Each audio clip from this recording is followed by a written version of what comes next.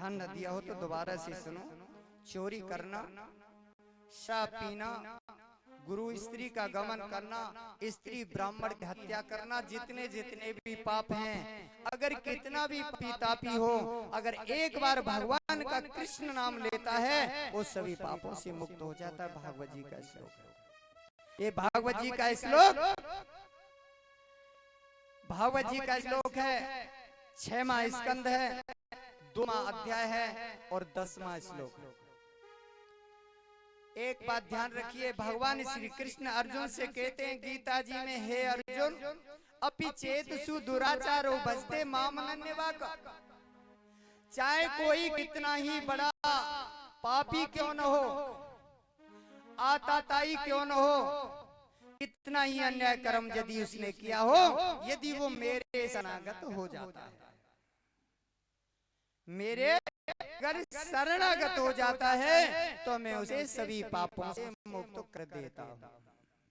अगले श्लोक में कहते हैं, क्षिप्रम भवति धर्मात्मा स्वस्वच्छांतम निगच्छति, कौन्तेय प्रतजानी नामे भक्त प्रणश्यति। हे अर्जुन, तुम निडर होकर घोषणा कर दो कि मेरे भक्त का कभी भी विनाश नहीं होता है। जो भगवान का भजन किया जिसने, उसका कभी भी विनाश नहीं होता है। इसलिए आप भगवान का भजन करो। देखो, पाप अपने बाप को भी कभी नहीं छोड़ता है, पाप अपने बाप को भी कभी नहीं छोड़ता है। अगर किसी प्रकार से भूल से हमारा पैर आंच पे पड़ जाए तो आंच जलाएगी या नहीं? बोलो, हमारा पैर अगर भूल से आंच के अंगारे पे पड़ जाए तो आंच जलाएगी कि नहीं? जलाएगी। उसी प्रकार से भूल में, चाहे जाने में चाहे अनजाने में, जो हमसे पाप हुआ है वो पाप को भोगना पड़ेगा। समझ में? जो भी हमसे पाप हुआ, लड़कपन हुआ, अलगपन हुआ, ज्ञानता हुआ, अगर हमसे भूल से भी पाप हुआ है, क्योंकि अगर कोई व्यक्ति छोटा सा कोई बालक हो घर में और वहाँ चूहा मारने की दवाई रखी हो या कोई जहर की गोली रखी हो, जैसे अन्न में रखते हैं, और बालक भूल से खा जाए उसे, तो जहर उसे मारेगा या नहीं? मार देगा ना? कि ये सोचा वो छोटा सा बालक है, कोई बात नहीं छोड़ेगा ना?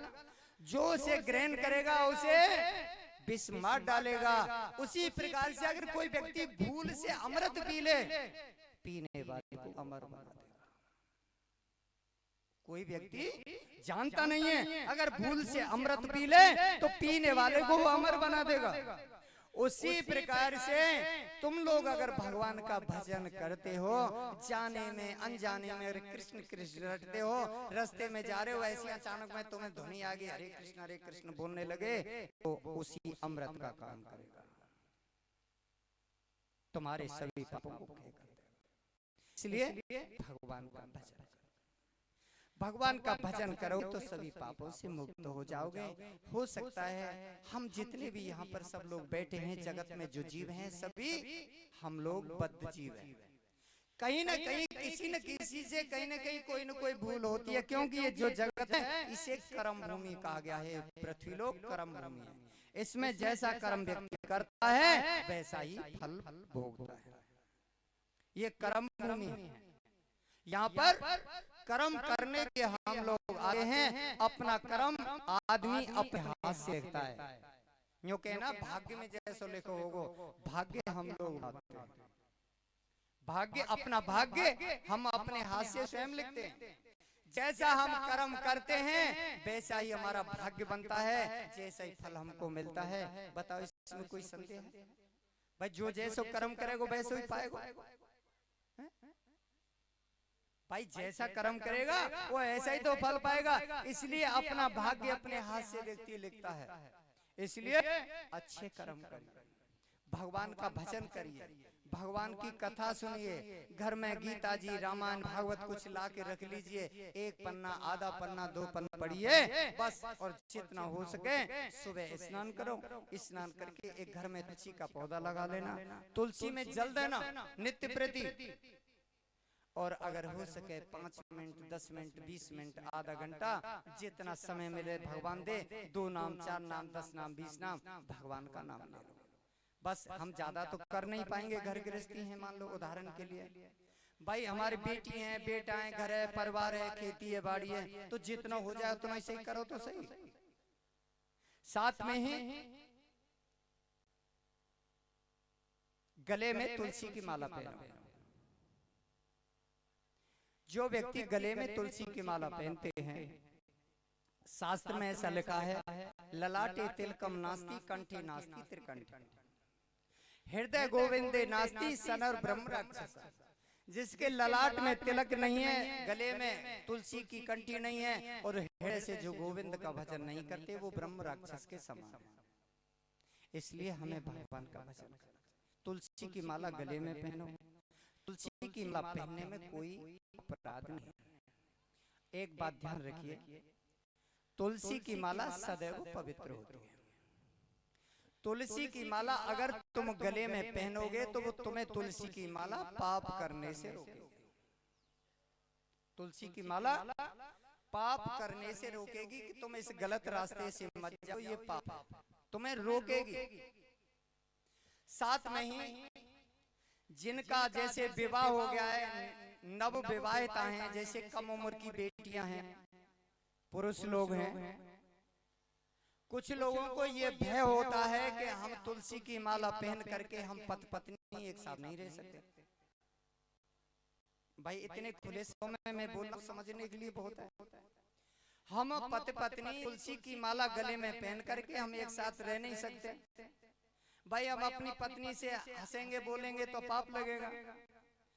देख, तुलसी की माला पहनने से, अपने पति के साथ में रहने से, अपनी पत्नी के साथ रहने से कोई दोष नहीं।